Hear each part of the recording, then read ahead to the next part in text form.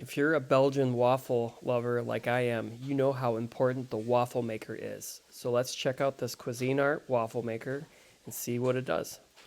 This is a simple yet effective Belgian waffle maker. It's got a stainless steel outside. It's got a nice handle to lift up and a simple temperature control knob. There are 6 different settings. There is an awesome non-stick coating on the inside. This makes pulling the waffles out very easy. The size of these waffles are great. It's a nice big and deep Belgian waffle. This is so easy to use. You pour your batter in, close your lid, set your temperature, and you just let the waffle maker do its thing.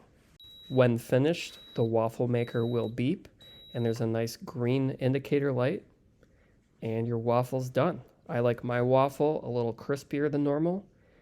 This waffle maker cooks the waffles pretty quick, depending on your preference.